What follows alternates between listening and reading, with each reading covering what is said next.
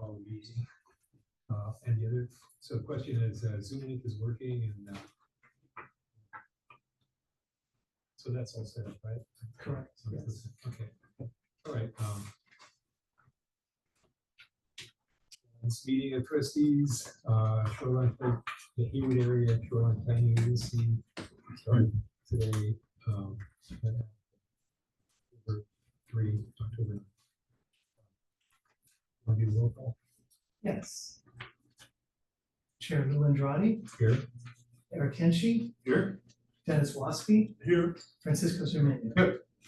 And I'm the principal planner with the East Bay Regional Park District and managing agency for HASPA.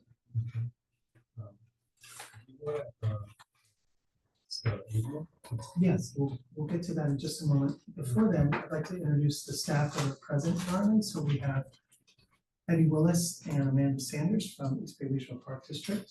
We have Brian Lasco from HARD, who's our host today. We have Taylor Richard and Eric Pearson from the city of Hayward. And we have Erica Castillo with the County Abatement, Abatement Special District. And let's just see if there's anyone else from staff on the phone currently. Okay, I think we'll.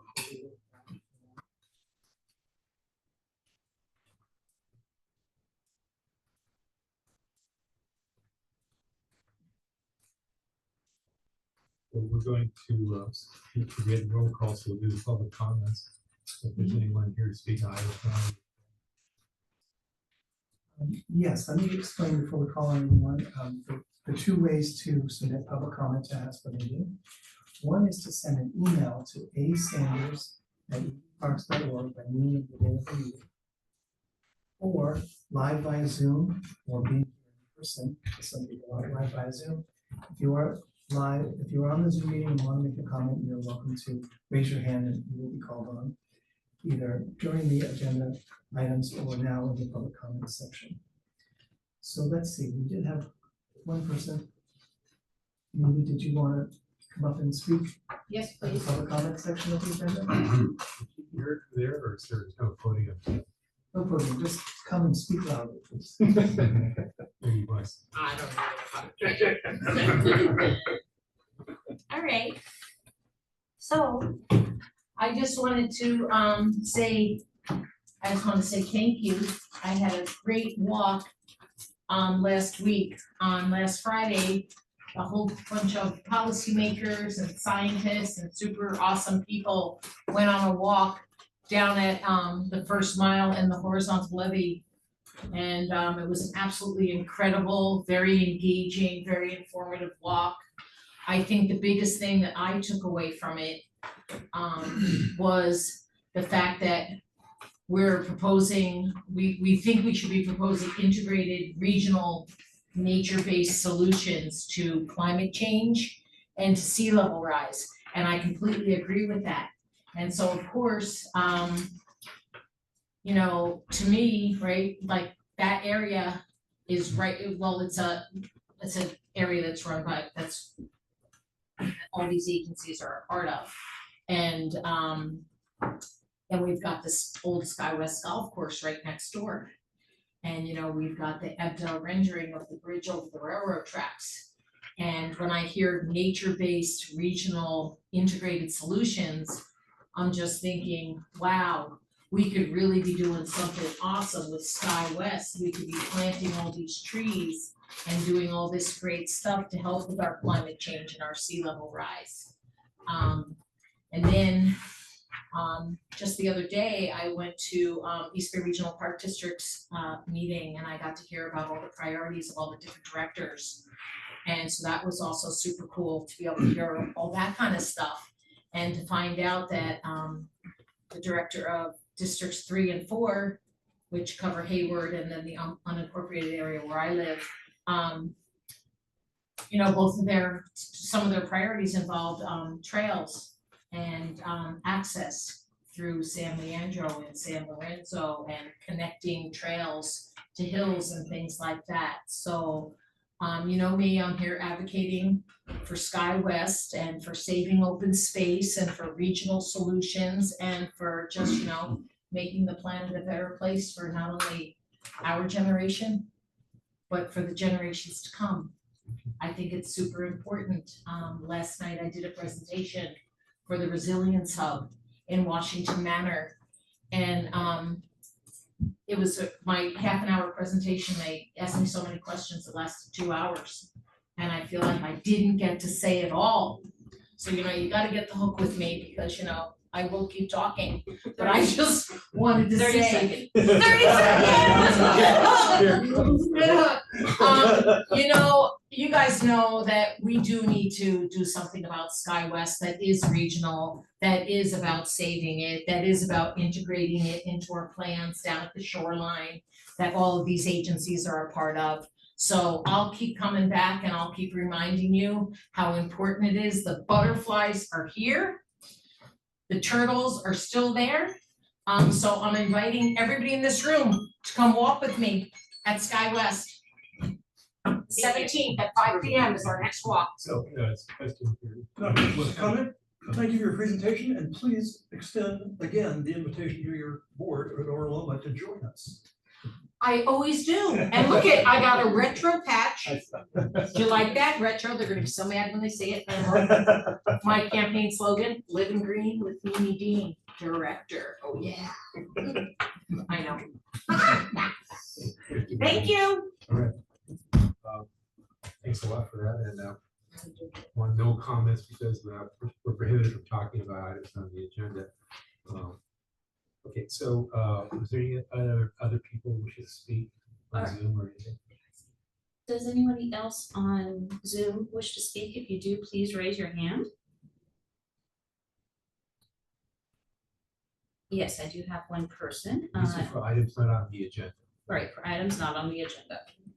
Okay, Carrie Parker would like to speak. I'm going ahead and allowing you to talk.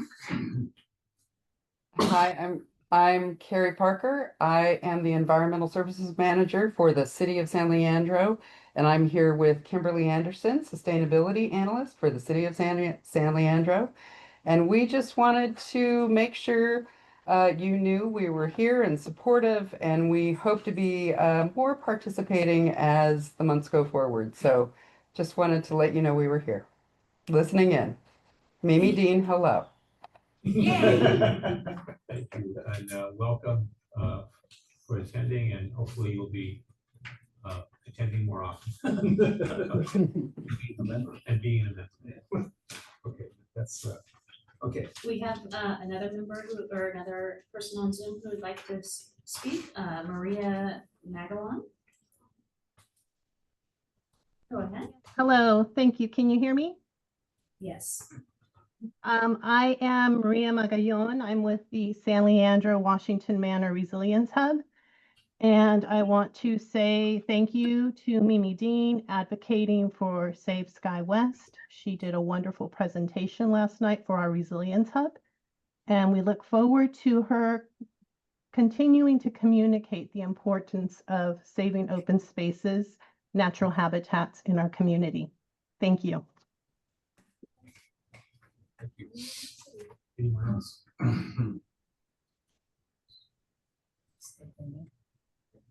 I don't see them. Oh, wait, there it is. Allison Avers, I'm gonna go ahead and allow you to speak. Go ahead. Hi there, good afternoon. This is Allie Abers. I'm a planner with the Alameda County Planning Department. And since my friends from San Leandro introduced themselves and said they were here, I just wanted to do the same. So Alameda County Planning Department for the unincorporated areas of the county in-house. Nice to see you all. Thank you, and welcome for coming. No, I took her right on the way. So I think we have. I see no other hands raised, and I did not receive any emails with public comments. Can I just speak one just briefly? We love Mimi Dean. Can you ask your name, please? I'm Randy Waggy. Mimi and I, the last 5 years, I walk SkyWest all the time.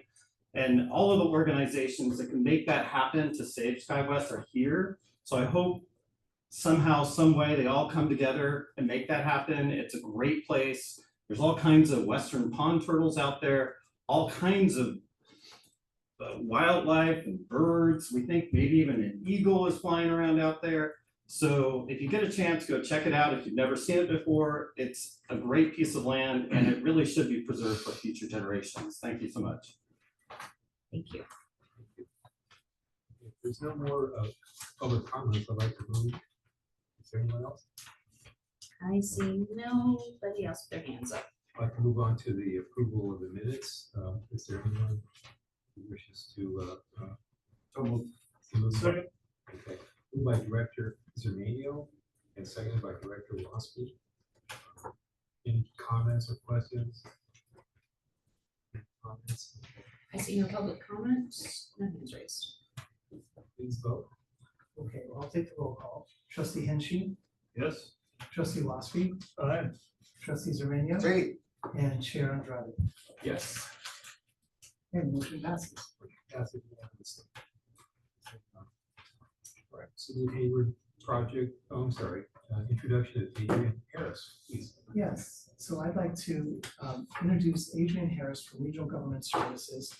She is here with us in person. She is the new HASPA manager. We could not be more pleased. The Regional Government Services has chosen her to be our new colleague. And this will be her first meeting to be here in person, but the next meeting of the HASPA board will be in Adrian's hands with her team. So I just want to give her a few minutes to speak too. So Adrian, welcome.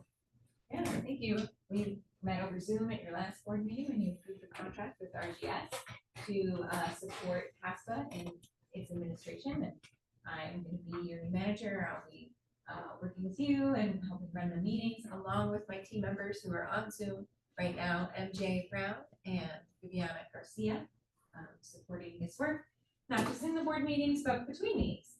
And very excited to work with you on Hayward shoreline issues and moving the implementation forward of your master plan. Heard this a couple times from me already. You know, my background is in environmental conservation and coastal zone management, and I'm just excited to be able to use that expertise and assist you with the good work that you're doing. So in short, you'll be our new Devin. Yeah, can't fill those shoes, but we'll attempt. And, you know, East Bay Regional Park District will continue to be the managing agency, so we'll be overseeing the contract. Of course, staff will still continue to be part of this meetings. Appreciate that. Directors of meeting? That was my question. Will we still have the participation of you folks? Oh, absolutely. Okay, all right, good, excellent. So we're in good hands. I think, yeah, we've got a strong team now.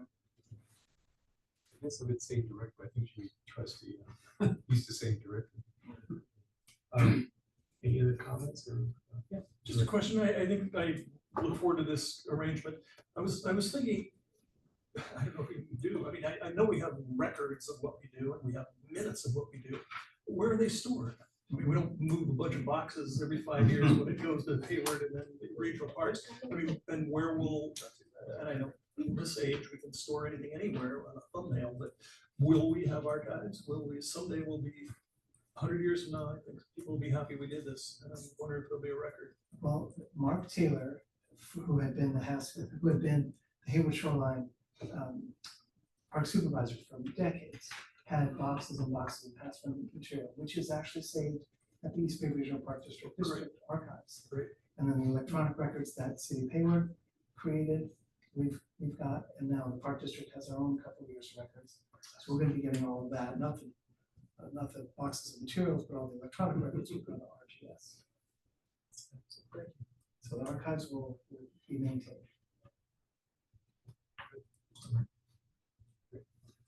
There's no other questions. Moving on, I have 3 City of Hayward updates. If there's any project updates. So I have no updates since our last meeting on the Stack Data Center, which has been presented a couple times at this meeting, but I do have a new project. So on September 23rd of 2025, the city received an application for a variant site plan review and administrative use permit for the construction of a new 62,000 square foot, 3-story, 83-bed mental health rehabilitation center, which will be regulated by the California Department of Healthcare Services and ran by the Bay Area Community Services. The application is still under review, and we have not made any decision or scheduled any hearing, and this will require the approval of the planning commission.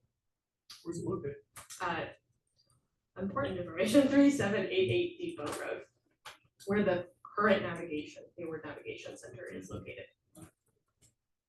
So it's in that general area. Depot and Whitesville are the cross streets. Yes.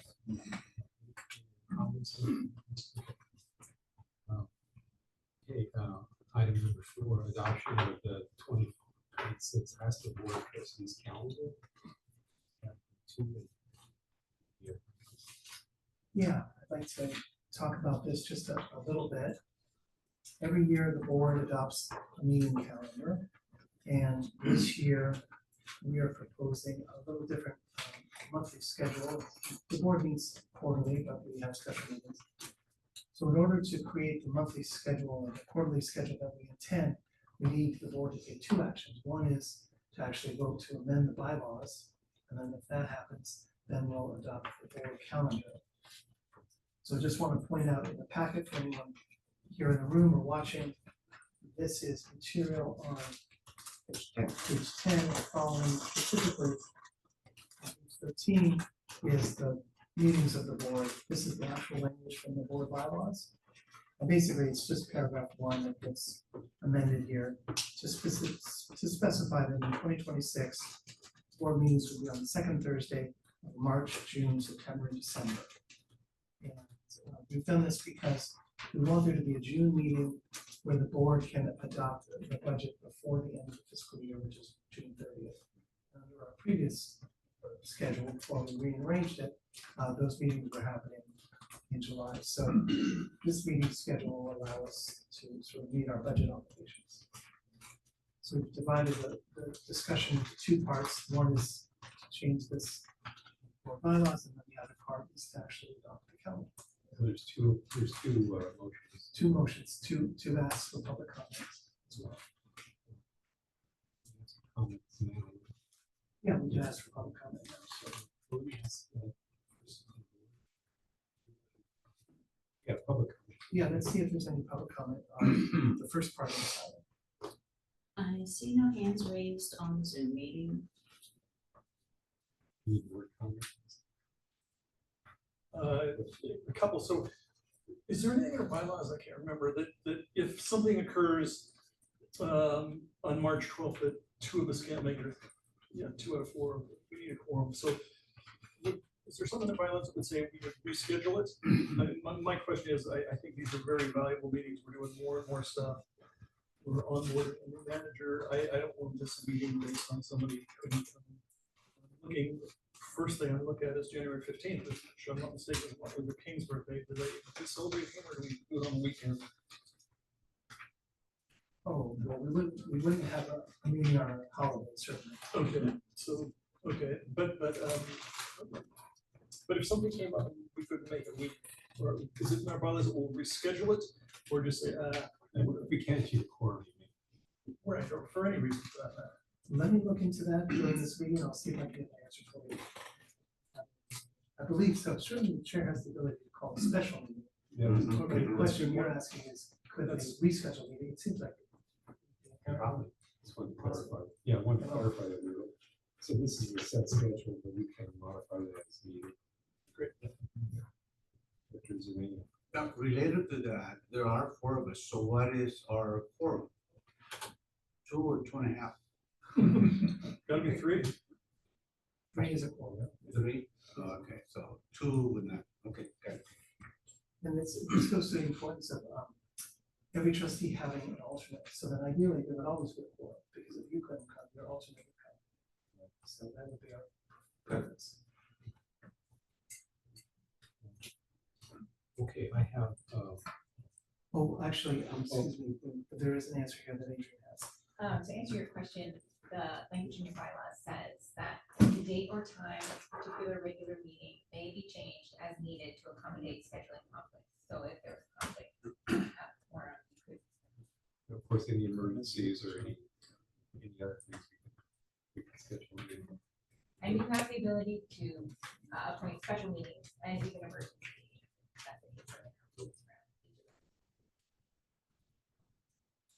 each of them. Other comments on this? I see no hands raised. Correct. So this is these are two motions.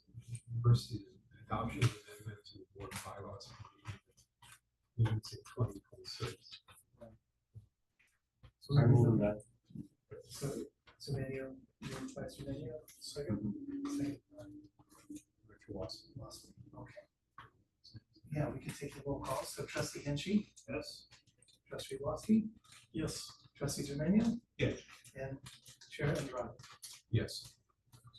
Second portion is the adoption of 2026 board.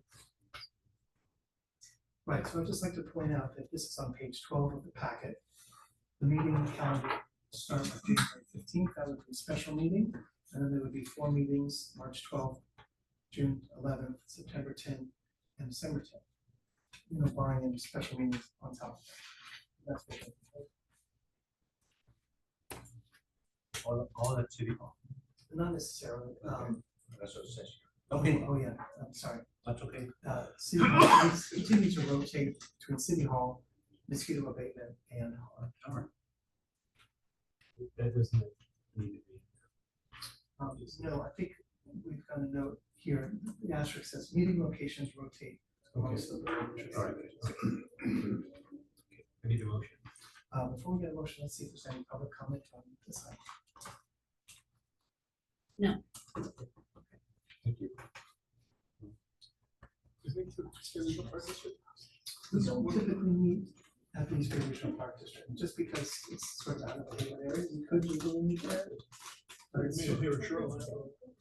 at the interpreter center. Well, no, Hayward Shoreline, there's a shop there. Oh, yeah, Yeah, they got plenty of room.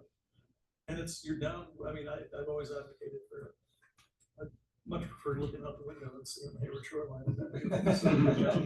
I like to see what we're fighting for or advocating. So it's great, putting that in shoreline. okay, well, we can talk. If everybody else wants it. Yeah. about that. It looks like there's public comment. Please. So I know that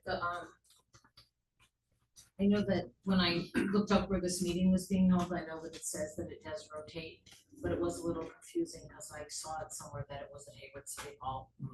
And I saw that again a couple of days ago. So is there any way to like list addresses with the different possible locations? And then I know it comes out, the agenda comes out 72 hours in advance, is that correct? Correct, yeah. I just think it's helpful for people to have those addresses of the locations, thank you. Yeah, that's a good suggestion. We'll add that. We'll add this to the location. Yeah, I think there was a printing error on the location. Oh, And, yeah. anyway, we apologize for that. thank you. Yeah, sorry for any confusion. Okay, so I need a motion. So moved. Moved by Director Watson. Second by Trustee Henchy, Yes. trustee Woski, Yes. trustee Zermania, Yes. Chair Andrade. Yes.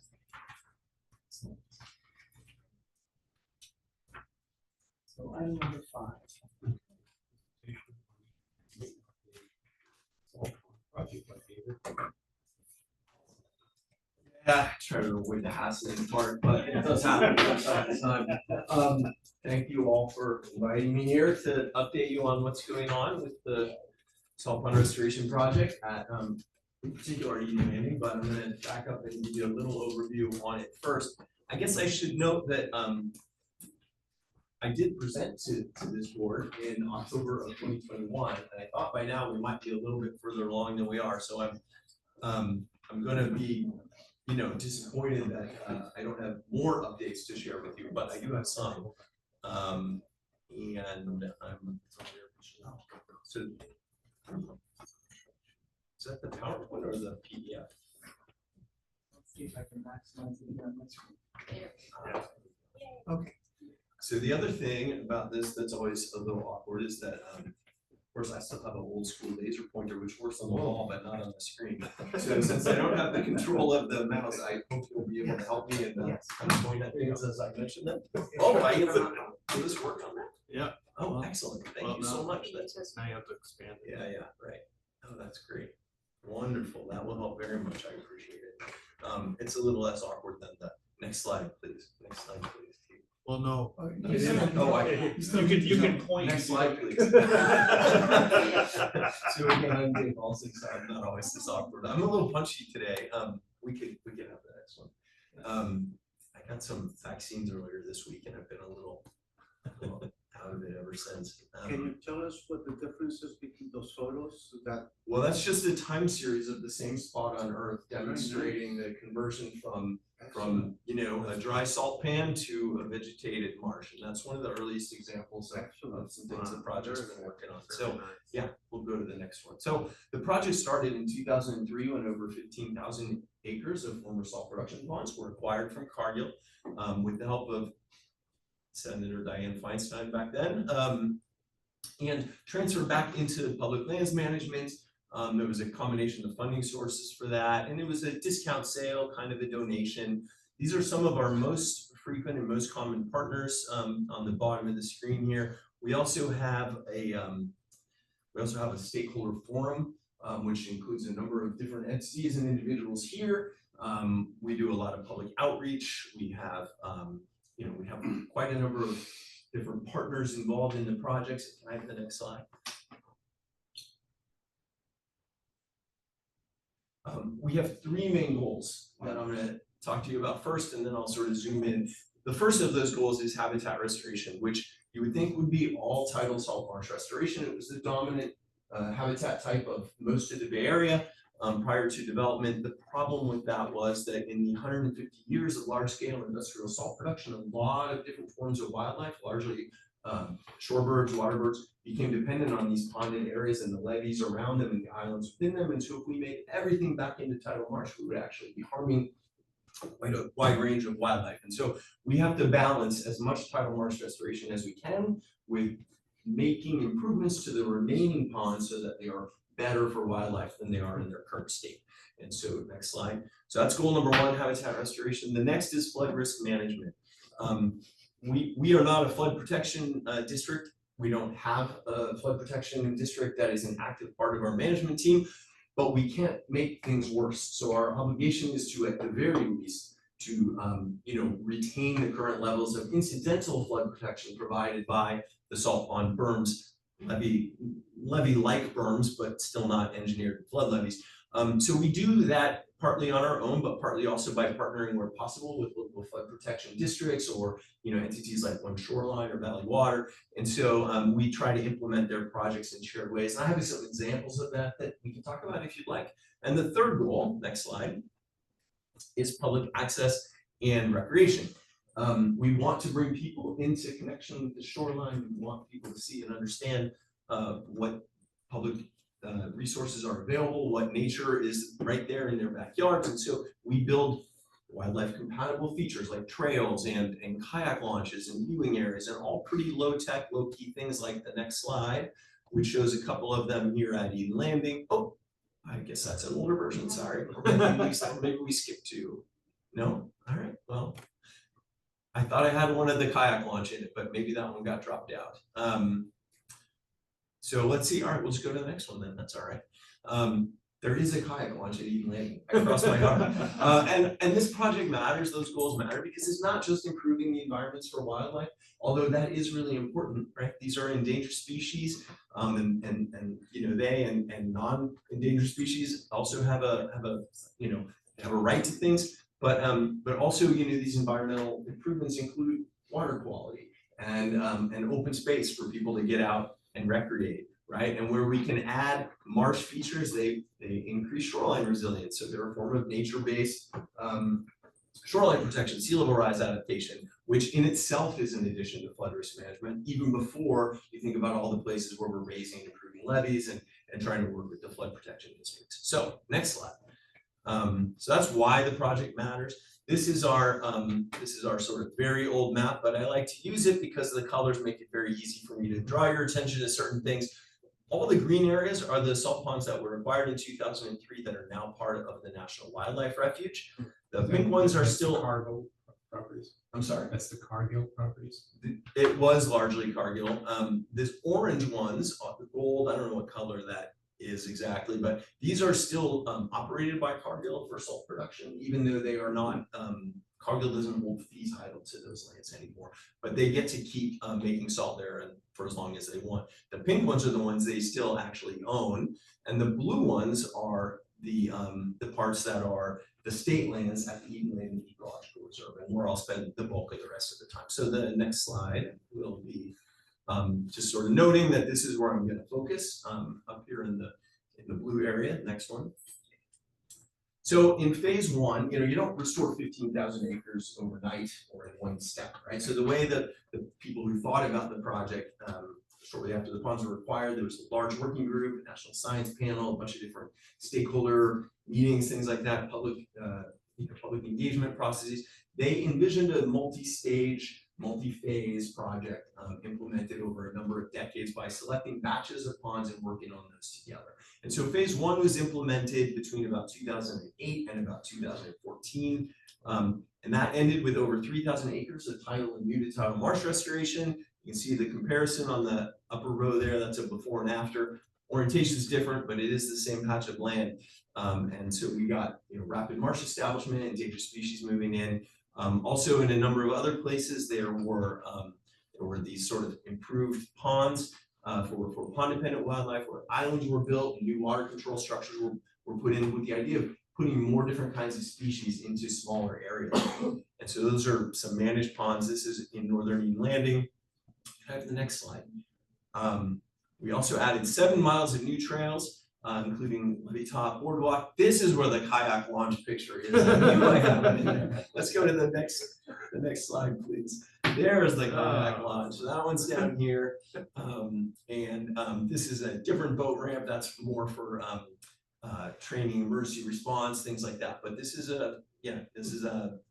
go and drop your kayak in there, park, and paddle right out to the bay, and the part of the bay where the water trail there. This is one of the observation decks, viewing areas near some of the biggest and most preserved saltworks in the Bay Area.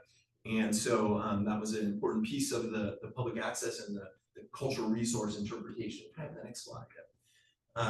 So phase 2 at Eden Landing is largely in the southern half. It's pretty much everything in the southern half of Eden Landing between Old Alameda Creek here in the middle and the federal flood control channel here on the south. We're going to end up with 3 different kinds of enhancements down here, and I will talk you through those in a moment. But we did give these little groups the sort of obvious names, right? Bay ponds because they're near the bay, inland ponds are inland, southern ponds are in the south. Next slide, please. So the total of southern Eden Landing that we're working on in phase 2, that's what we're working on now. Phase 2 in the National Wildlife Refuge is almost done. We had 4 different areas, 3 of them are built, the 4th is under construction at Mountain View now, 2 ponds there. We gave a nice walking tour at A1 on Sunday. We had about 30 people out there and had a nice walk. We're working on some of the change design for phase 2 at Eden Landing. 2,200 acres total, about 1,400 of that is those large bay ponds. Those are going to go to tidal marsh. And we've got about 800 acres that we're going to keep as ponds and sort of make them better for wildlife, but also introduce muted tidal flows. And we're going to do that by enhancing 3 parallel rows of remnant salt pond berms. And I'll show you a map of these in just a moment, with the idea that by making some of those berms higher, wider, more compacted, and by being careful about where we put the breach to restore the tidal flows, that we'd be able to retain or more likely improve flood protection. And the original plan was to add the bay trail spine entirely through Eden Landing. We're still working on that, but there are some complications, which I will share with you shortly. And we're going to be adding a lot of different viewing areas and some connector trails with some of the neighboring communities. Next slide, please. So the final EIR for this, was kind of sad to say, was certified in 2019. And we have been working with the Alameda County Flood Control District. I saw that Moses Sang is on the line. Hello, Moses. We've gone back through the through several different rounds of design and tweaking things to try to adjust some of their concerns, or address some of their concerns, excuse me. One of those involved splitting the project into 2 stages. So we have phase 2, but now we have 2A and 2B, right? So stage A is basically everything that will avoid the federal flood control channel and anything that is on flood control district property or easements. And then stage B will be everything else. And so that's the split, with the idea that we really want to get ahead of sea level rise. We really want the tidal marsh restoration to get going as soon as possible. And these other things are taking longer. So we're going to basically just parse out the project. So we are nearing the end of a revised design that I'll call it a 60% design. Then we're going to resubmit permit applications and go through that process. And the next slide, I think, gives a little bit more detail on all of this. So this was the original idea. Here was sort of everything in the yellow. It's a yellow crosshatch. This is one of those 3 rows of improved berms. There's a second row kind of in the middle that was going to run all the way down. And then there's a 3rd row over here up against the eastern side, wrapping around Cargill's remaining pond. And then we were going to introduce some breaches between Old Alameda Creek and these large bay ponds. And a levee breach is just what it sounds like. You go out there with an excavator and you move the dirt, and and you rip a hole in it, and the tide starts coming in and out. Every time the tide comes in, it leaves a little sediment on the bottom and goes back out. Eventually that sediment builds up, reaches the right elevation, and marsh will start to establish and form. We were going to put in water control structures in some of these inland and southern ponds to move water in and out in a more controlled manner. Tide gates, basically, that you can open and close as you need to achieve different wildlife goals. We were going to extend the Bay Trail from its current terminus. It mostly ends right up here right now. It goes out to Union City Boulevard. We were going to extend it down on the eastern side and kind of put a bridge in here over the Flood Control District's channel, wrap it around this way, and bring it down and connect it to the regional creek trail down here on the flood control channel. And we were eventually going to be adding some other connections down here on the southern side too, largely to connect to the fish passage improvements that are being made to the flood control channel. Can I have the next slide? I think I've got some zoom in of some of that. Oh, did you skip to? Yeah. So in addition to the levee improvements, we were also going to be, and we are going to be adding in several of these habitat transition zones. Some people call these horizontal levees. Ecotone is a good general name. They have a lot of different names. But the idea is that, you know, if you have a levee or an upland back here, instead of having a giant bathtub with a, you know, a very steep side and very flat bottom, you want to instead create a more natural slope. This is like a 30-to-1 slope extending out into the ponds. And that does a number of different things. It's more elevation, more habitat at each elevation. It provides a slope, a ramp for marshes to migrate upslope with sea level rise. And it also slows if you have a storm surge or a high tide or something like that, that wave energy gets absorbed and diffused by having to run uphill and through all this vegetation. And so we're adding these in with an awful lot of imported dirt, or we will be, we're not there yet. We're going to need something like 400,000 or 500,000 cubic yards of clean fill for this. Cubic yard, 3 by 3 by 3. It's about the size of a washing machine. You can imagine 400,000 or 500,000 washing machines. It's a lot of dirt we need. We have stockpiled about 100,000 cubic yards of it already. So we're off to a good start, but it's going to take some time. So these are an important part, not just of the habitat enhancements, but also the resilience and the sea level rise adaptation. So next slide. So, and that's important because those ecotones do protect things like this. This is on the outer edge of Eden Landing. It's a few years old. We have repaired this, but there are more things like this forming all the time. And so I am actually presenting to BCDC next week to reauthorize CDFW's O&M permit to prevent this levee from, sorry, that's my little internal timer to keep myself on pace. So I'm going to pick it up a little bit. So that you can imagine if a wave had to, you know, run up slope, right, it would not scour out that levee as much. And so that's why these things are important. Next slide. So we're adding a bunch of those in. And then stage B, this is what I started to allude to before. We are intending to add 2 fish habitat connections down here through an armored breach down here that would be bridged.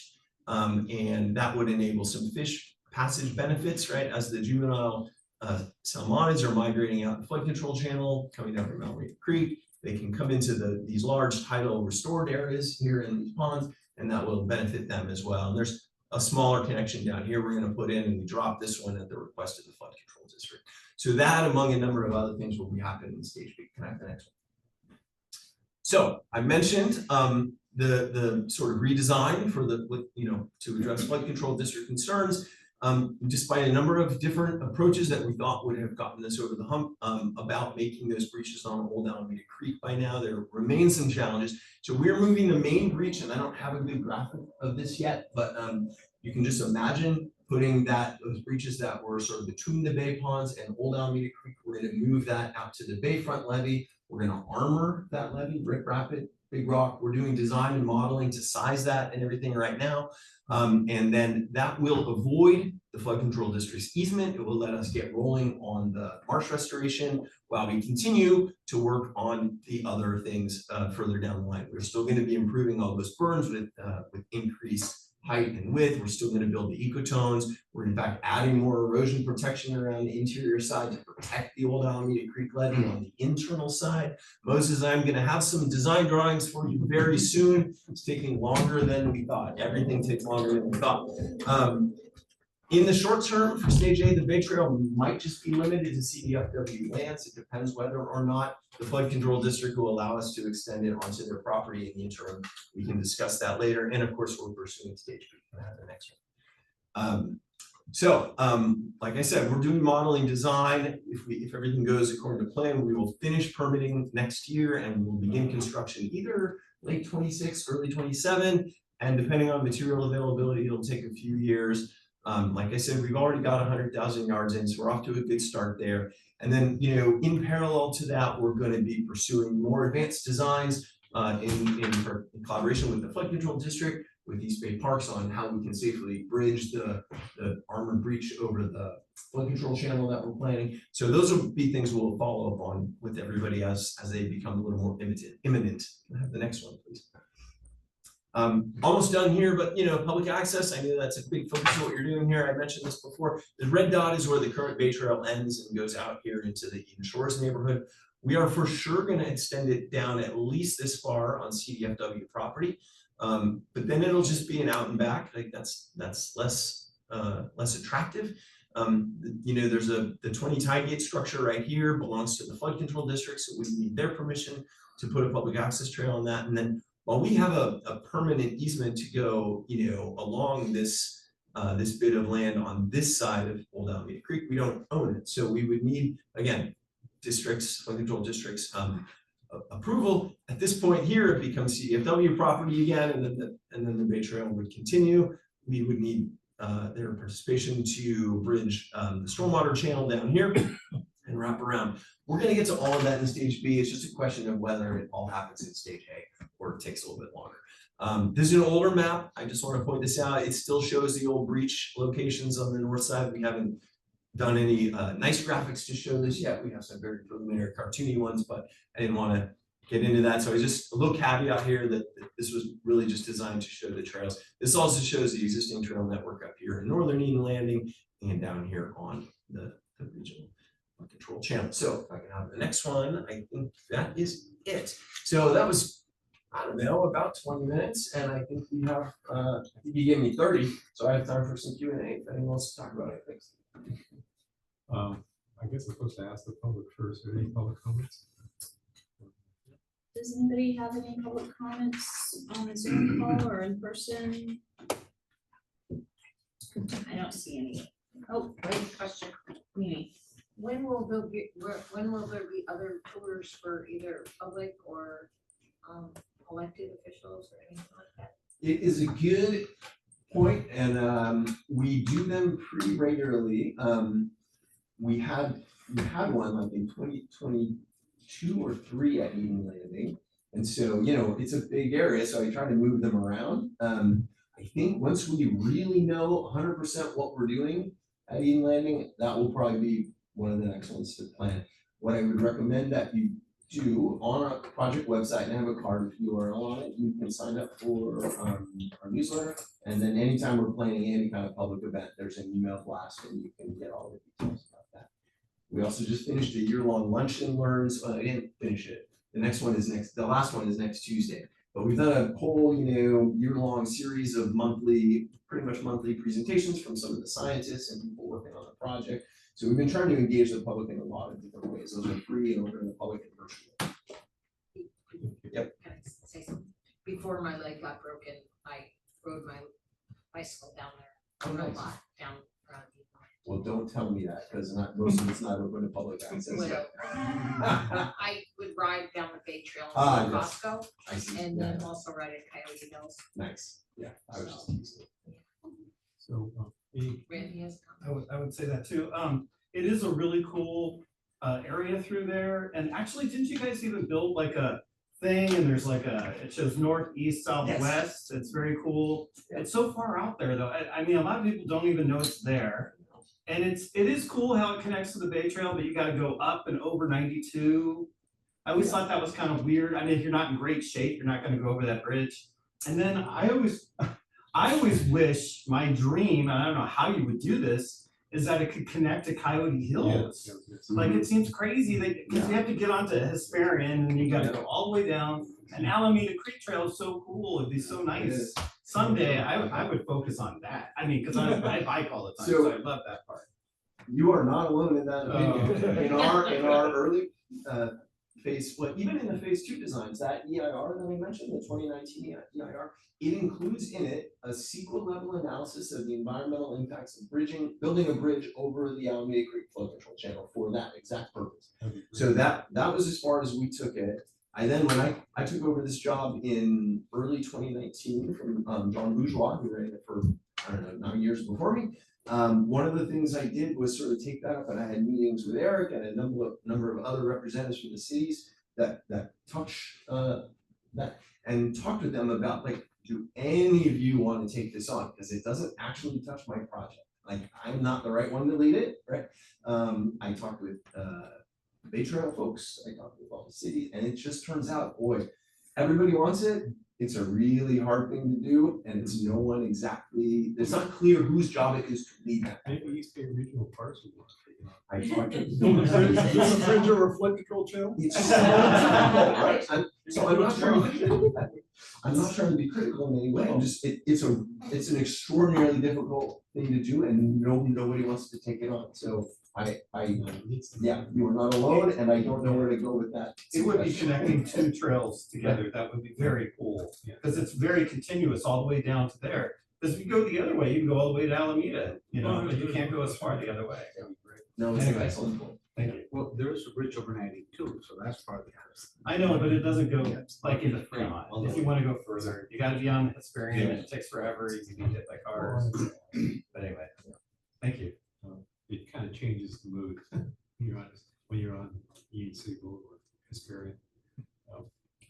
Any other comments from the public? If not, the board members have comments, questions? Very good job. Keep up the good work. Thank you, I appreciate it. There's at least one dump, Old Turk Island, that's there. Are you going around that? Is that, so it's not part of this at all? Well, so it's not part of this at all. It is right next to it. So there's the actual Turk Island, there's a natural hill.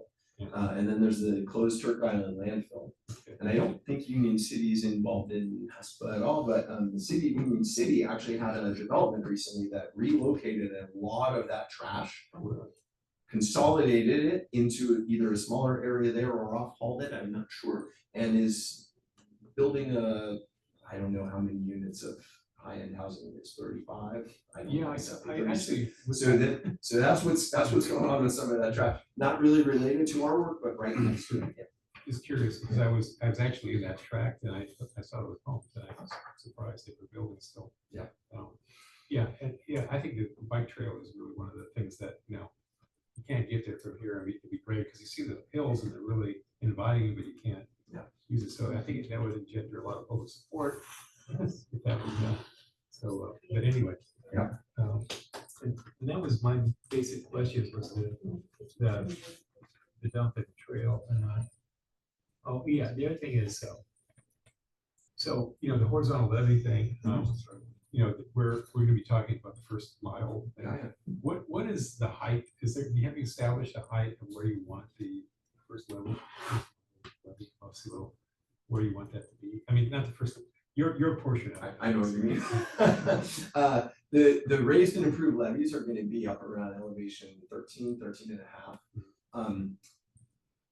The side slopes from there will not necessarily be the true horizontal levee. They'll be a little steeper than that. They'll be at like 6 to 1, 8 to 1. We haven't totally designed that. And that'll go down a few feet, and then there'll be a hinge point, and then it will slope out at something more like a 30-to-1. And that will probably start around either elevation somewhere between 9 and 11.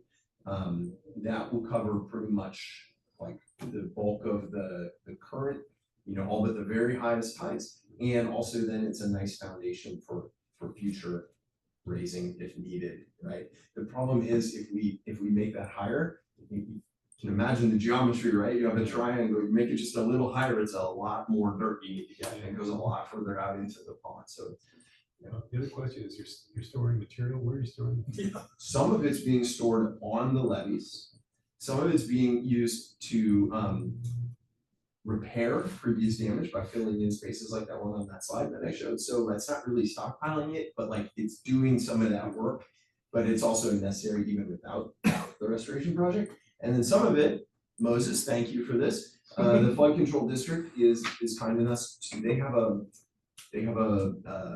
dredge material disposal stockpile parcel just inside of Easy Street and Warner Street in Union City, and they have given us I forget if it's a right-of-way permit or a license or a closure permit, but it's some sort of legal authorization to stockpile material there. And so as I understand it, on a daily basis, various construction projects throughout the Bay Area, especially underground, they have excess materials, so I always get like a couple of trucks loads a day, I guess, right? And it builds up over time. And then every once in a while you get a big project like the dredging of the channel in Oakland, or I guess Bart is gonna have a lot of dirt. Well, so dredge material is a whole other conversation, and we can talk about that whenever you want. It's it's great. It's really hard to get dredge material to the interior of a pond.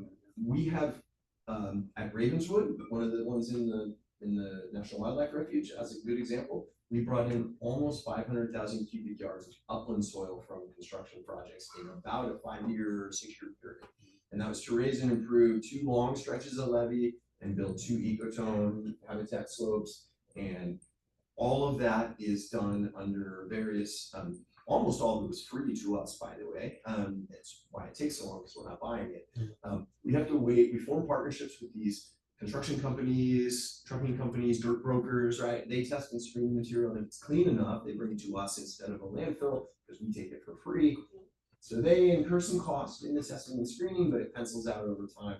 I'm trying to build some bridges with public agencies to do more of that, but it's harder because, if the city of San Ramon were to have a project, just for example, right? Well, they're not doing 40 different jobs a year, right? So it's not, they don't get to incur the risk of the testing and screening and have it pencil out over time, right? They get one. So it's harder to do. Anyway, so most of our stuff comes from pretty large scale excavation jobs. I'm also working to try to get LARC tunnel material when they finally start building that.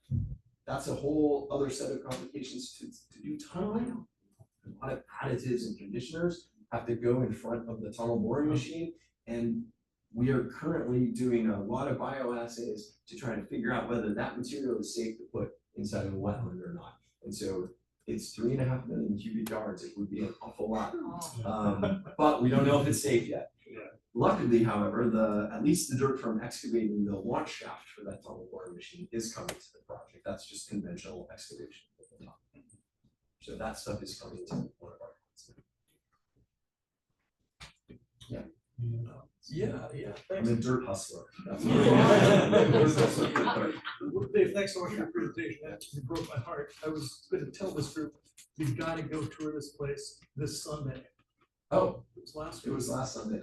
I'll Uh, take you again. darn We it. can go. You want to go? We'll go. But I do tell me it's the greatest. It's a wild place. There's nothing down there. It's just so cool. And I had a tour before.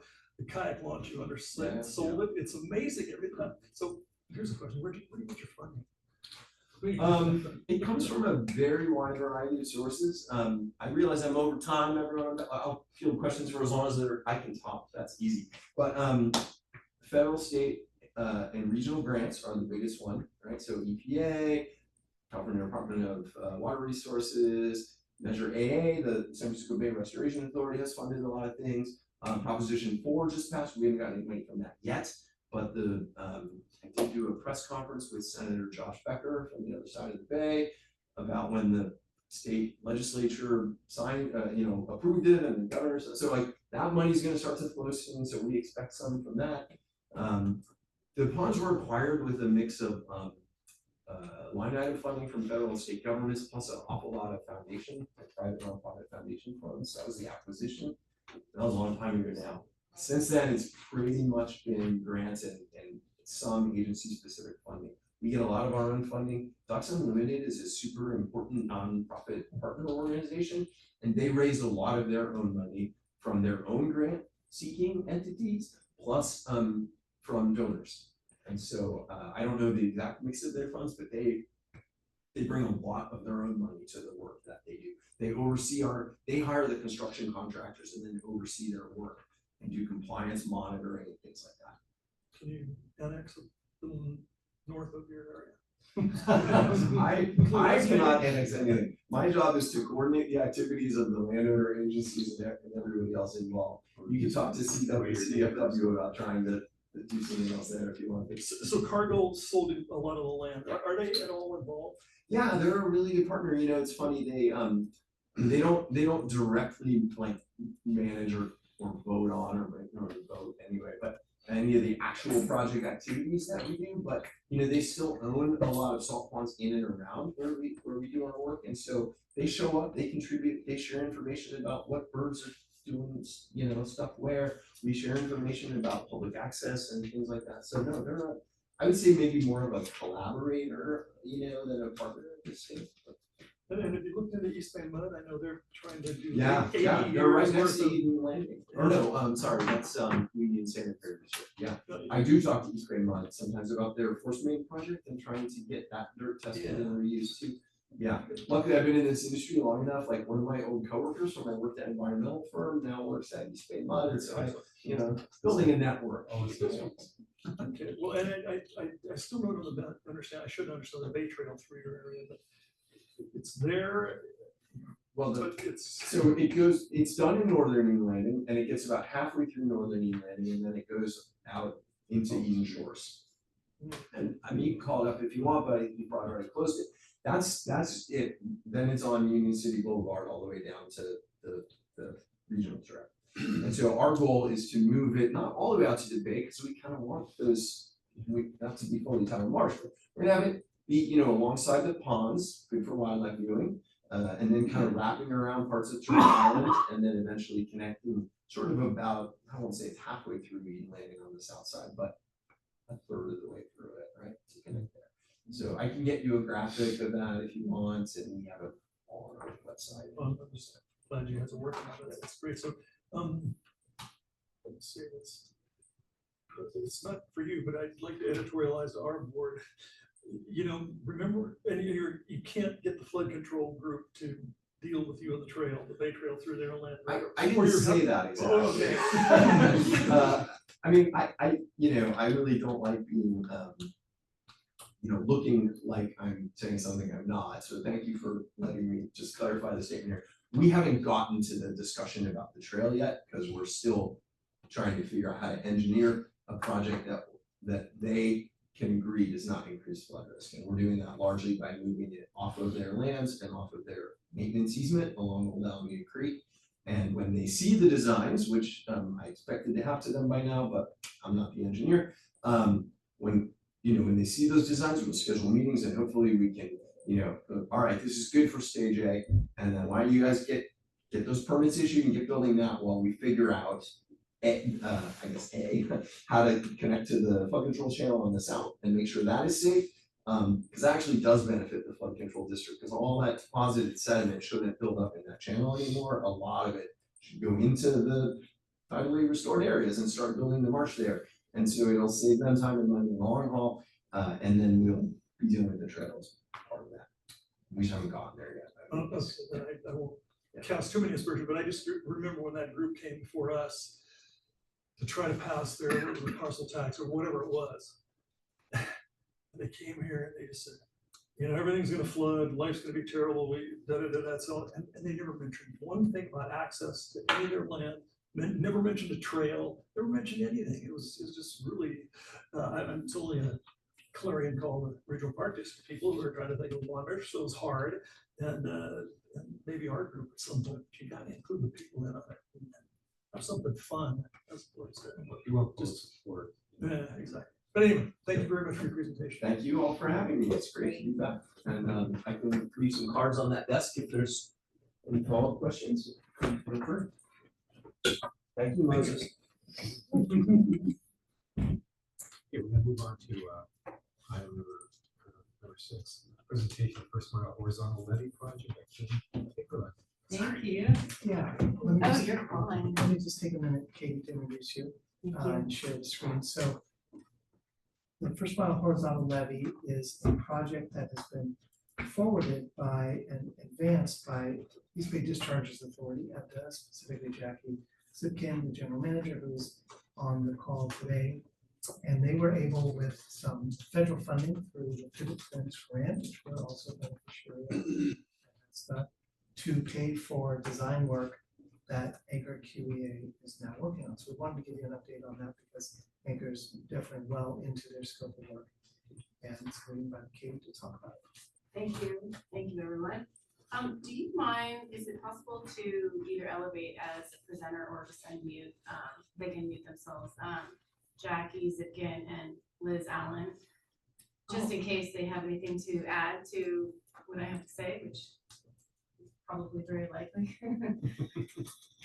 This is Jackie and who else? Jackie and Liz. Okay, I've allowed them both to talk. Okay, so Jackie and Liz, FYI, sounds like you're probably both unmuted, so don't go someplace real loud without being unmuted. So good afternoon. As Kevin said, I'm Katie Chamberlain with Anchor QEA. I'm a principal environmental planner, and I would thank you for the opportunity to present on the first mile horizontal levee project. Also, thank you for your leadership in advancing shoreline resilience. Very unique. So, as Evan said, I'm here representing the first mile team, and I noted I have a few key team members on the phone, and they're probably going to chime in to help address questions. For sake of full disclosure and following Dave, we've been working on the project since June, so our tenure doesn't go back nearly as far as his. So I'm probably going to need to call on my lifelines for answering some of the key questions, but I'll do my best. Next slide, please. Oh, and also I wanted to say it's nice to see you and you. We met at the kickoff, and Devin, a few other people we met at the first mile kickoff a few months back. It feels like yesterday, but it was, I guess, apparently about 4 months ago. So the East Bay Discharge Authority is leading the first mile horizontal levee project on behalf of its HASPA partners. The first mile project represents the first on the ground implementation of the HASPA master plan. And its significance is a lot bigger than it. It goes beyond what can be accomplished just on site. It's about demonstrating a scalable model for nature-based shoreline resilience that can be applied throughout and across the San Francisco Bay. Next slide, please. In the face of climate change, coastal cities are experiencing more frequent storm events and rising sea levels, as we all know. Traditionally, communities have relied on armored levees and riprap lined seawalls for infrastructure, for protecting their infrastructure, such as wastewater treatment plants and others.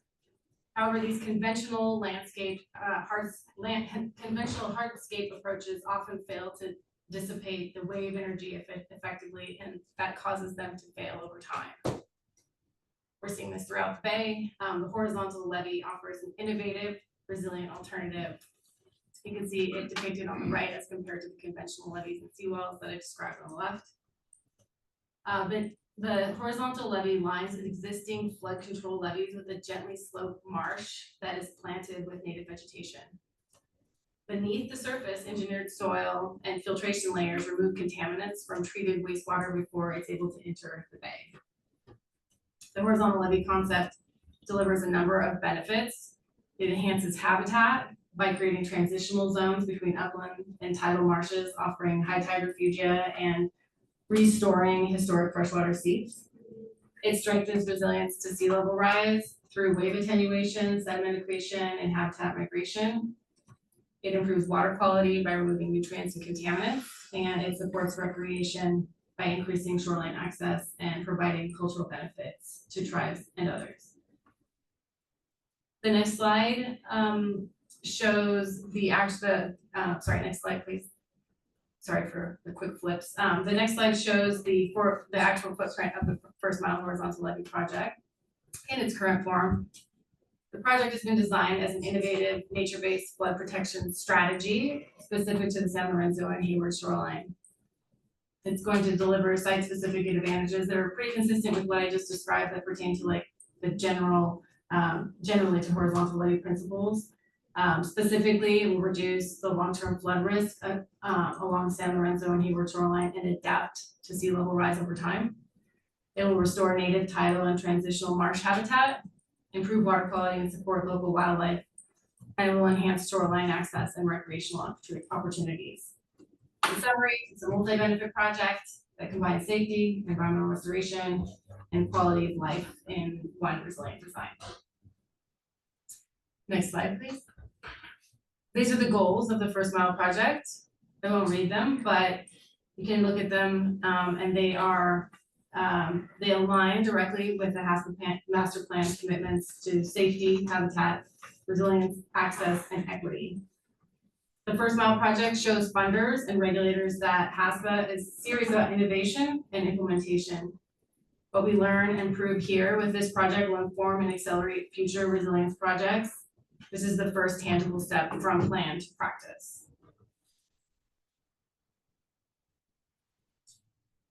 Wait, you ready? Next slide. I don't want to cut people off from reading the goals. Do you need a little more time? Nope. Okay. This timeline, which is sideways, understand, hopefully not too complicated. It walks us back from 2021 through where we're at today and looking over probably the next year. It tells the story of the project's steady, disciplined progress. And obviously, I wanted to say, like, you were talking maybe about like who's gonna lead these things, and I just want to say she's not here, but and she hasn't said anything yet, but Jackie has been at the forefront of this with her partners at East Bay Regional Parks and SFEP. So Jackie, a lot of credit to this existing and getting as far as it has in the last 5 years, nearly all the credit probably. So again, the timeline tells the story of the project's progress from early visions in the master plan to today's 60% design phase.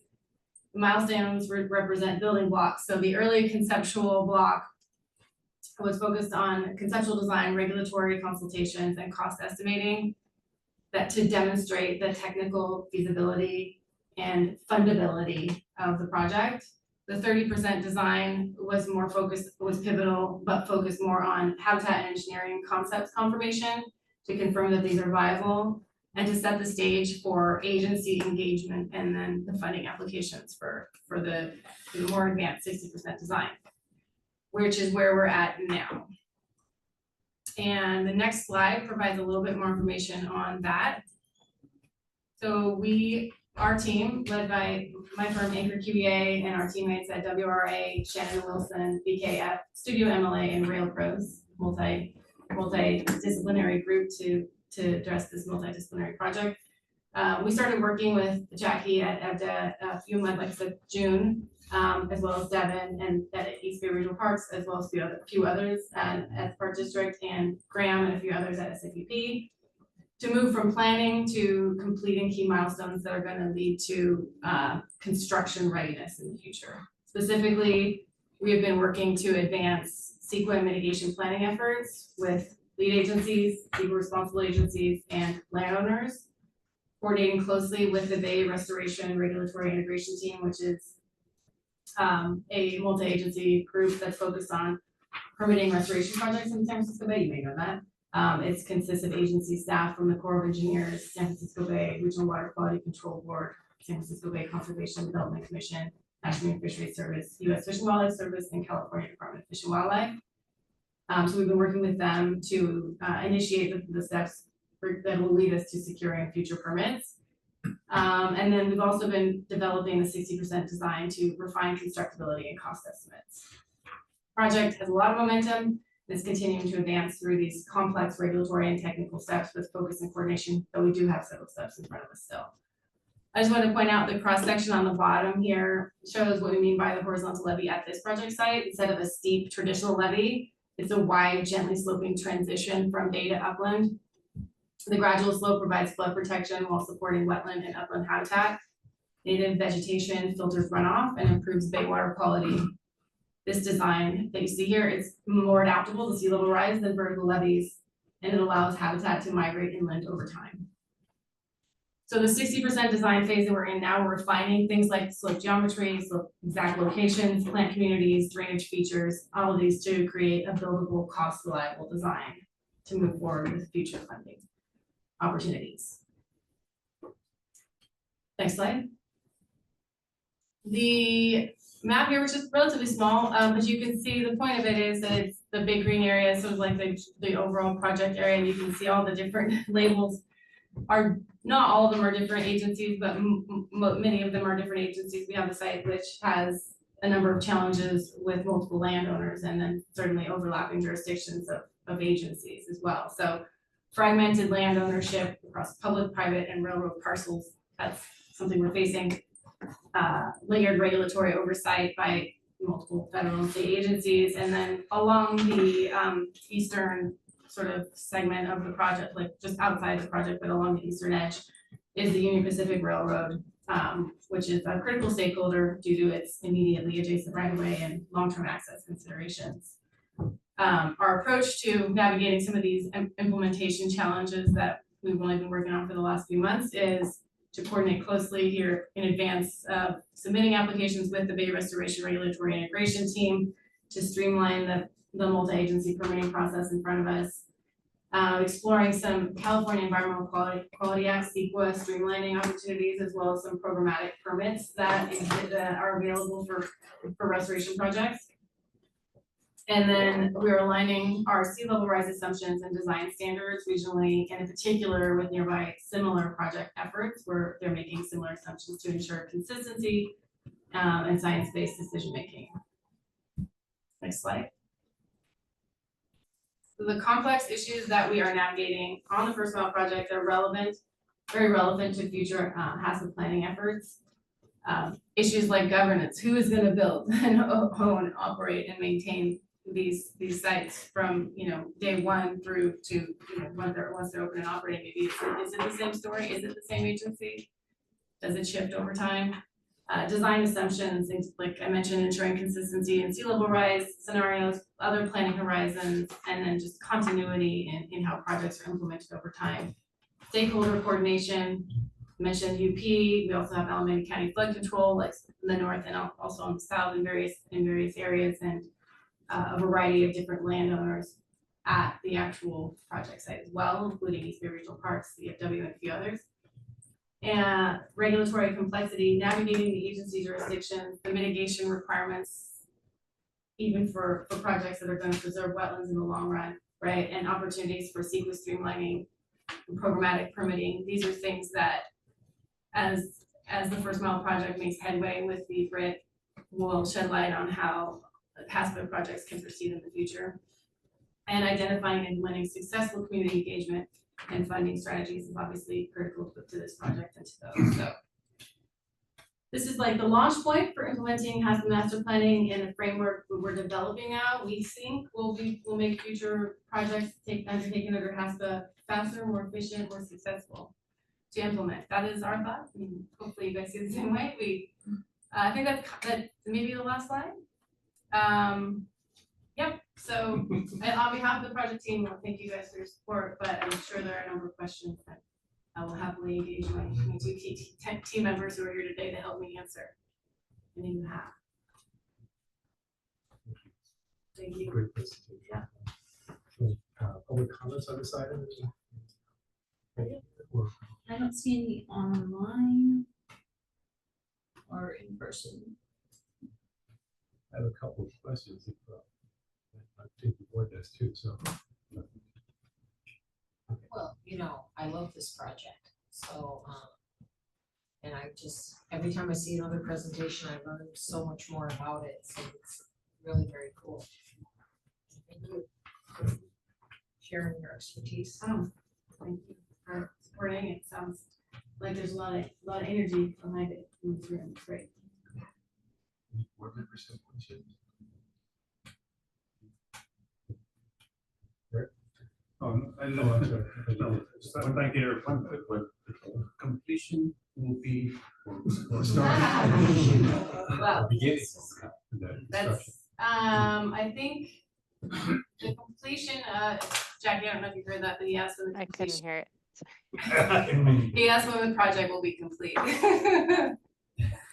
It's a great question. We are funded through the middle of 2026 to complete this phase of design. And then I think we are already starting to eye the next sources of funding for project implementation, the same ones that Dave was just talking about for funding the South Bay Salt Ponds projects. And, so hopefully we can keep this momentum going. A lot of it is going to depend on the governance work that HASPA is currently doing to figure out what is the right governance structure for implementing a project like this. As Katie mentioned, EBDA has been the champion of the project to date, but we are likely not the right entity to construct and or operate and maintain a multi-benefit flood control project like this. So we'll be wanting to work with our partners to figure that out before anyone breaks ground. But hopefully in the next couple of years, all of these efforts will align. Thank you. So it might not actually be the first mile, but. Maybe the second one. It still might. It still might. Sure. Yeah, thank you for your presentation. It's very exciting. You had mentioned a number of times public access. So are you referring to just the Bay Trail? Because as I looked at that beautiful ecotone slope, which obviously if you walk along the bay right now, you're not going to crawl through that concrete riprap, but it's appealing. And I know you don't want people walking on that vegetative ecotone slope. I mean, that'll ruin it. It takes I saw the greenhouse over there at Orloma. You got to grow lots of plants and make them work. So how would you keep people out of the water? I mean, it reminds me of Alameda Beach. Or will there be a shelf that just signs saying don't go in the water? This is very appealing, but or I mean, will there be some type of 4-foot high poison oak along the water? Yeah, you could hear that both of you, Liz and Jackie, right? I mean, I'll give it. I think that is the tension between public access and habitat with any of these projects. I envision that there would be some fencing preventing the public from going into sensitive areas, but allowing, viewing access. Right. So we'll be looking to other projects. I mean, even though ours is intended to be the first mile that treats wastewater through an ecotone levee, there are other ecotone levees, including the ones that South Bay Salt Pond is working on and some other projects in the South Bay that are moving forward before ours. And so on a topic like that, I think we'll be looking to them on some of the best practices. Yeah, I can add to that. This is Liz Allen's WRA. BCDC has a lot of policies on this and helps projects like this strike that balance. So between BCDC's policies for the Bay Trail and what East Bay Parks would likely recommend, because there's a balance between fencing to keep the public out, but then also inadvertently creating predator perches for birds to then feed on endangered species within the marshes, that there's a pretty delicate balance between these things. I knew they would have good answers. But I think the answer, and a lot of it is the design. That some of those elements are still pretty much in flux, and like will depend to an extent on some of the permitting interactions. We are as part of the project. There's a large community engagement touch points, and I think the first is the meeting on November 18th, so the community meeting, which will include but not be limited to this project. So. More November 18th. We should have put that in the presentation. So I don't know if what plans. I want to make sure that I don't know, Jackie, if all the outreach materials have literally gone out yet, or if we're early. So we're early. Yeah, still working on it, but it's being planned for the evening of November 18th at Cherryland Community Center. But more information will flow very shortly on that from Greenbelt Alliance, who's managing the public outreach. Yeah. So there'll be more. So and with this ecotone, it'll be with new vegetation, all different kinds. We'll kind of change things. will that look like to, birds that eat that? I mean, that might, I was wildly thinking, so will we introduce this great habitat for ducks to come in? And conversely, Dave, you know the ducks, I mean, you can hunt ducks on the San Francisco Bay. And I remember there was an assembly member, what's his name, Fraser, up in the Delta, in the regional park district jurisdiction, that suggested, he almost passed a law that said, well, instead of hunting from only 150 yards out and on a boat and blast it towards the shoreline, you can get within 50 yards of it. And that freaked everybody out in the regional park district, and we were able to defeat that. But I mean, will you create something really totally different, or really much different, or a little different, or what do you, I can imagine lots of stuff going on underwater. But how do you control what is attracted to the site once it's in its sort of restored uplifted or is state? there anything intentional in the ecotone levy that intentionally attracts?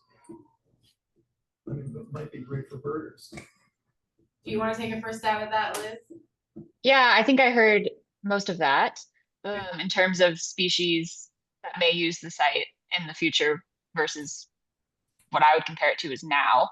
So there definitely are already some endangered bird species that are known to occur within the marsh, specifically the rails. The California black rail and Ridgway's rail have been historically found out here, although I don't think the invasive Spartina project's annual rail surveys have found them out here in the most recent years. It is suitable habitat for them. But in terms of ducks, there are certainly many managed ponds in the Bay Area for ducks and for duck hunting, and there has been a pretty, I think, really interesting relationship between restoration and ducks hunting, hence Ducks Unlimited and the projects that they do. But they are usually, from what I've seen, very pond focused and not vegetation focused. So the design that we're creating here is intended to build upon the existing marsh that's out there by and large. We're probably going to have some creativity on the species because wastewater is not inherently salty, and the plants that are there are saltwater species. But by and large, I think that our intention is to host the same species that are already there. Although it is interesting to hear earlier comments about the pond turtles that are in Sky West, because they are known to enter these areas. And so it'd be interesting to see if they would benefit from some of this more brackish water habitat that we would probably create. Yeah, I think I agree. I feel like that is something we should probably connect with you guys on to make sure that we're aware of, everything that you guys know at the golf course. And then finally, I never think of this. So we, obtain whatever number of millions of dollars to create this. You mentioned maintenance. What does maintenance look like? Is there any forecasted what's maintenance? And that's all based on sea level rise, but yeah, maintenance.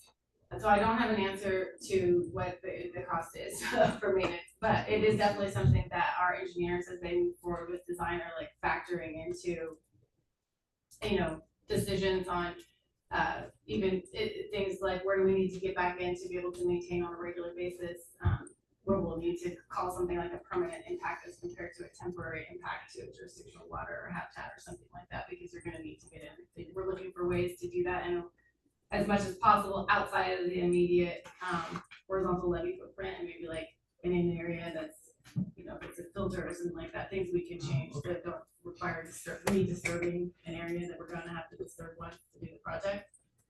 But the maintenance cost is, I think that'll all be, it's part of the cost estimates and stuff like that. That'll be a key consideration. That part we haven't gotten, complete yet with the 60%, but it's definitely something that our engineering team has been talking with Jackie a lot about as one of the factors that they're evaluating. But you're absolutely right. It certainly adds to the complexity of both doing it and funding it. I have a couple of questions, but I see there's a hand up. No. No. Okay, great. It was just so I have a couple of questions. One is one was the answer was the timeline. We still don't have a timeline from here on out when construction's got started. But one of the questions I had was, so when you see the diagram, it goes from the Oraloma, the creek levee on the top, and it goes, and then there's a straight line, which is pretty much the feature, and it goes, it kind of stopped at the golf course, it doesn't go all the way to Salt Creek. So I guess that would be a mile and a quarter, but why doesn't it seems like a natural box that it would go from one creek to the other creek? And I just wondered what the thinking was, why it wasn't I know enough about that to probably answer, but Jackie's probably better to answer that one, given her historic. Is the question why it doesn't go all the way south to Sulphur Creek? Right. Yeah. Yeah, Well, so yeah. so the area in that corner, it says preserve natural ecotone. That's something that we're rethinking a little bit in this phase, but that it's naturally a bit higher there, and it's the type of transitional habitat that we're trying to mimic actually by building these ecotones around the bay. We don't have much of that type of habitat anymore, these gentle slopes that go from upland to tidal marsh, and there's a natural one there. So the idea was that we would try to touch that area minimally. Now it does have a lot of invasive species, and there is improvement that we can do. So we're rethinking that a little bit. But we're also working with Moses and the folks at Alameda County Flood Control District to envision how we can modify the banks of Sulphur Creek. So you can see also there, it says lower north bank of Sulphur Creek. The idea is to lower the bank there so that we can allow floodwaters to enter through that natural transition slope into the marsh. So those are the reasons that we haven't added an ecotone or a horizontal levee in that area, because it kind of already is naturally there. And we want to also work with the creek feature and try to create more natural habitat. So it just sort of dies into that area. It's already up higher. Right, exactly. Just one more. So what is the size of that? Do you measure these things in acres or Linear. square linear stuff? Well, we probably have both.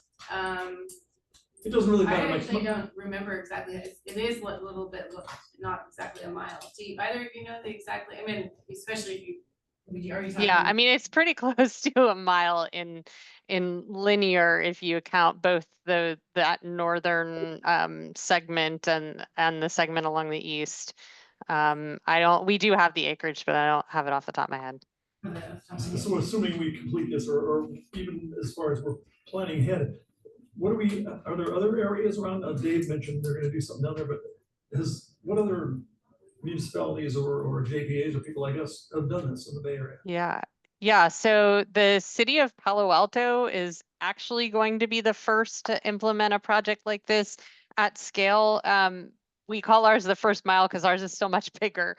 But they are currently in construction on a horizontal levee that will have the wastewater treatment component and the ecotone habitat slope next to the Palo Alto wastewater treatment plant. So that's a project that's under construction now. It's much smaller than this one, but it'll be the first one that's actually connected to the bay. There's also a project that's similar that's being considered in North Richmond in collaboration with the West County Wastewater District. And there's one in Marin that's Southern Sewerage Agency of Southern Marin is looking at with the city of Mill Valley. So there are a number of these around the bay that are at different stages of planning. Palo Alto is and another one at Emeryville Crescent, actually, next to the Bay Bridge. So there are a number of these all around the bay that are being considered. Palo Alto is the first to break ground, and ours is the furthest along in design behind that. But they're all based on the concept that was piloted and demonstrated at the Oraloma Sanitary District horizontal levee demonstration site, which some of you have seen. That's kind of a living laboratory for these types of projects. And the other place that this is being considered within the HASPA area is at the edge of the old oxidation ponds next to the Hayward wastewater treatment plant. So they're also working on a 30% design that would include this type of feature along the outer edge of the treatment ponds. I have a question, another question, just, and hopefully the last one. So this levee is basically a little different than the ones described in South Bay, because this has a water treatment feature. So in other words, you're trying to, and the Orlo and other sewer districts are under mandate to reduce their nitrates. So this would kind of reduce the nitrate load on this. So is there any money coming from EPA Clean Water to utilize this, or is this, I'm just wondering if any funding for wastewater? Yeah, it's a great question, and we hope so. The money that has funded all of the work to date has been from EPA, specifically from what's called the Water Quality Improvement Fund. So it is geared toward that water quality improvement component. So that's funded all the work to date and the ongoing work that we're doing, and we're hopeful that more money will flow through the EPA San Francisco program for multi-benefit projects like this that have that nutrient reduction component and the habitat and flood control components. Around the Bay, there's about a $14 billion price tag for reducing nutrients at all of the wastewater treatment plants. And so there's, we're looking for all the funding sources that we can and all the multi-benefit opportunities that we can at wastewater agencies around the Bay, but there's not like an exclusive source of funding for wastewater improvements. We're all kind of clawing for those same buckets of federal and state dollars.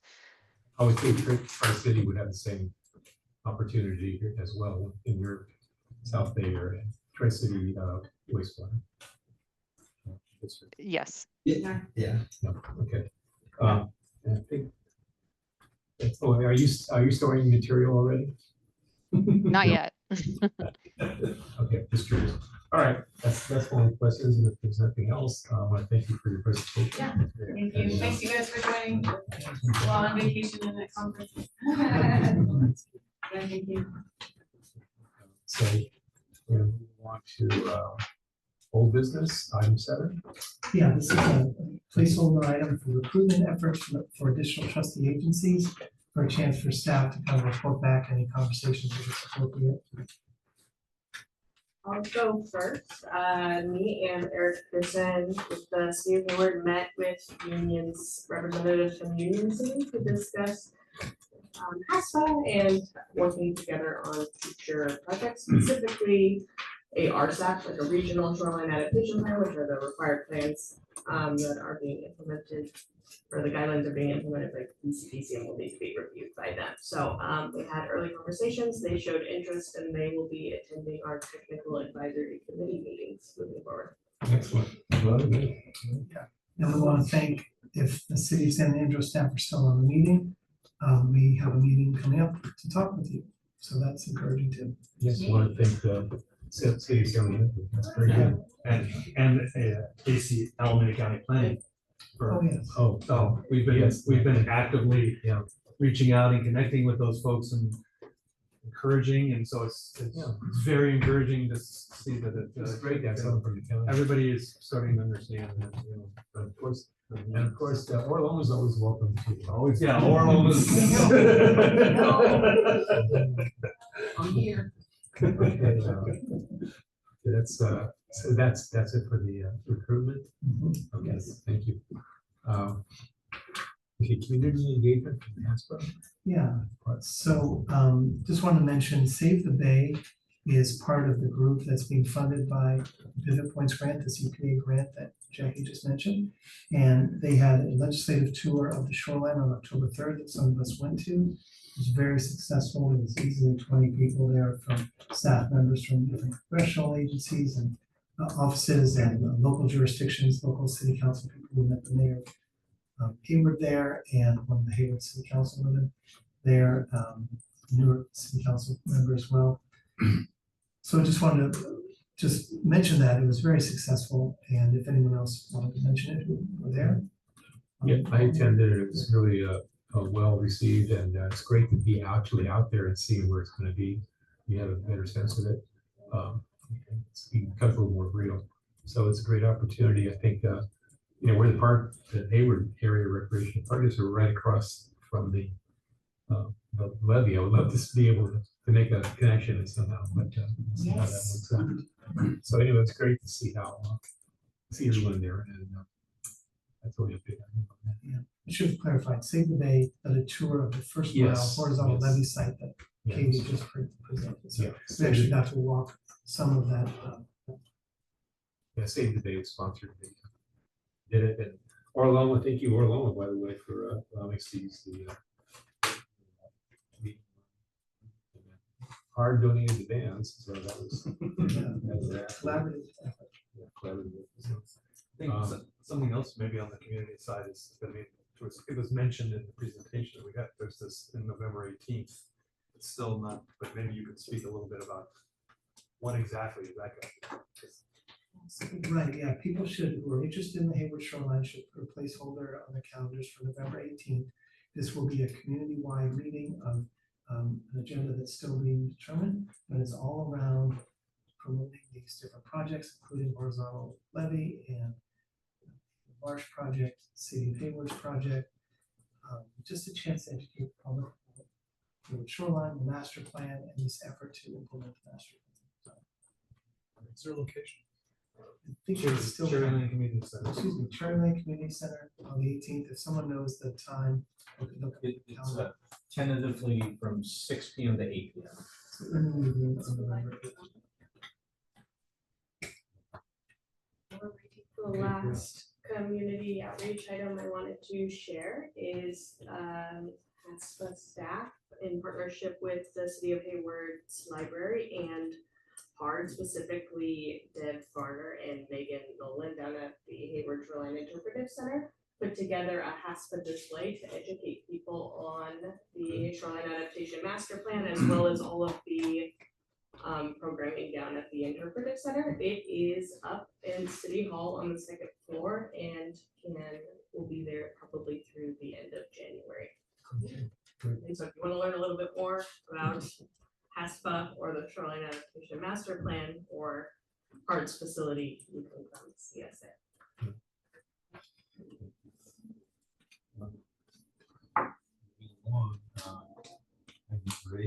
This transition to regional government services at HASPA manager. Yeah, I wanted to add this as the new business, but this will become just the lay of the land that regional government services after this meeting will take over agenda writing, Brown Act compliance, staff reports, meeting with the technical advisory committee, meeting with the new committee that's going to be looking at Caltrans' new project to study sea level rise at the Hayward San Mateo Bridge on ramps, not on ramps, Bridge approach. Bridge approach, yes. So yeah, we had a small presentation from Caltrans staff about that. So I just wanted to acknowledge that this is sort of the first meeting. This will be the last meeting of the Park District, East Bay Regional Parks. Handing it over to Adrian. Great. Yeah. Any public comments? No. Yeah, there's nothing. We'll move on to updates on agency capital projects. Yeah, it's just a chance for any of the trustee agencies to mention any big milestones of different projects if there are. Major mosquitoes. Yeah. Well, we're the community center, San Luis Community Center, which is visible from the first mile. That building will be, I believe it's scheduled for December. Was it December? December, yeah. December, we don't have a firm date, but it looks like it's moving along, so. Yeah. But hopefully before New Year's, that'd be great. And that's close. Any other comments from Well, the only thing I would say is that are very excited, because I've mentioned it many times, have kept an eye on what the OPC grants that for $4 billion that was mentioned earlier. They had released RFPs for task 1, which is kind of advanced planning. We were at the capital side, we're very excited and jumped in wholeheartedly and applied for getting some of that money for the Shoreline Center, and they pushed it back and said, you need to wait for task 2 because you're too advanced. And so task 2 was just released, and so our goal is to do basically get designers and engineers to start to get involved and start to look at cost benefit analyses on what to do with the Shoreline Center with accommodating sea level rise. And so we'll be putting that package together, and hopefully we'll be awarded early next year with some funds so we can start to do that planning. Because we were right out there for lunch yesterday, and it was a nice day, and that water, there was no wind, and that water was right up underneath the building. And so it's not going to take much to really blow it right in. Yeah.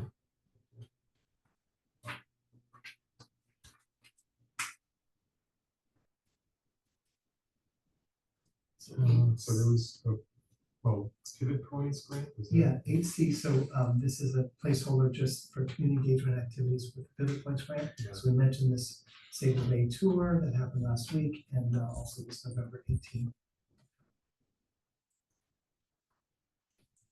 There are updates from HASPA staff.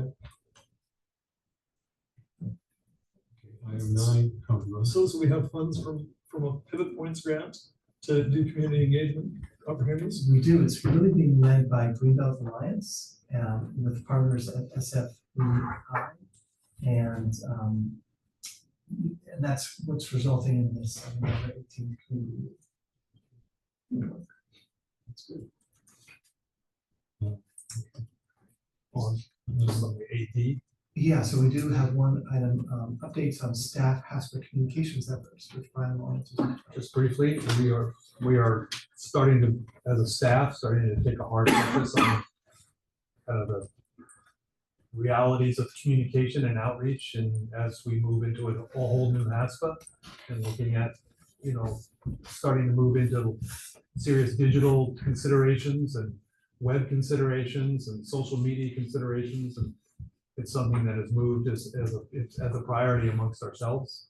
And so you'll be hearing a lot more about that and kind of the results of that discussion in the coming months.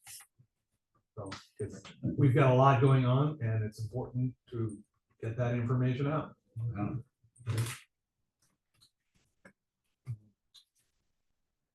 We want to set the agenda, item 9, setting the agenda for the next meeting.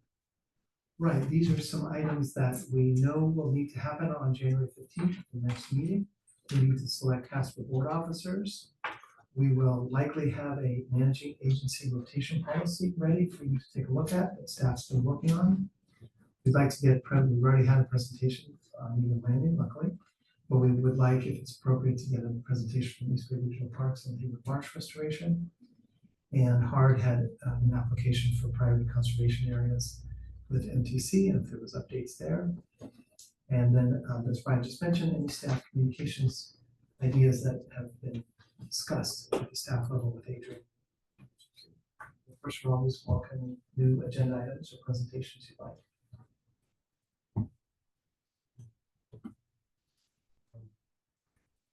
So, comments from the board here. Moving on to item 10, any announcements from the board?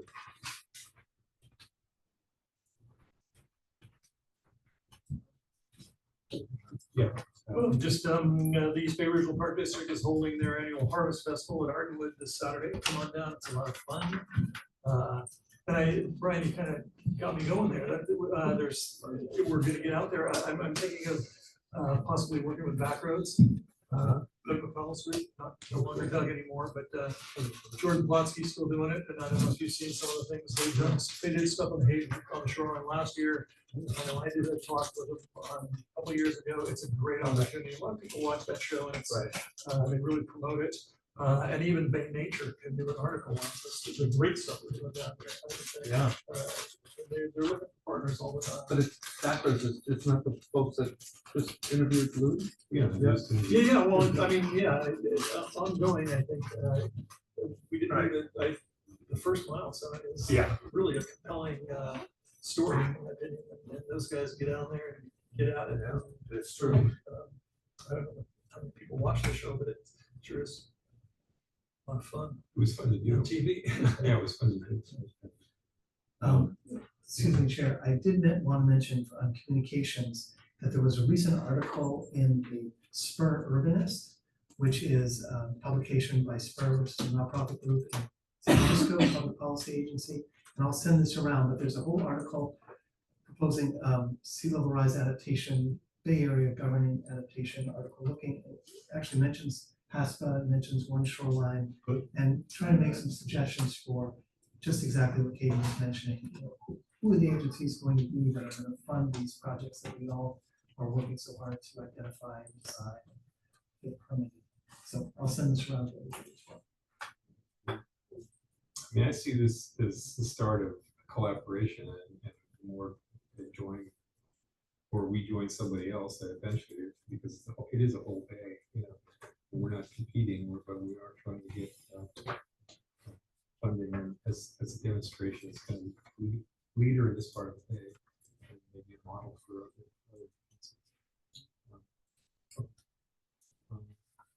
if there's no other items or public comments, I'm going to close the meeting.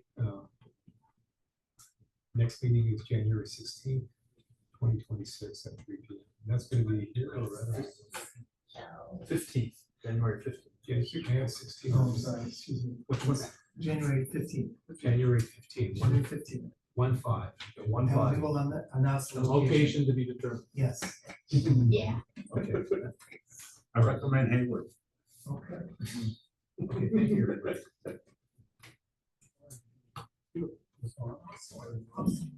Oh, yeah. Thank you, Devin.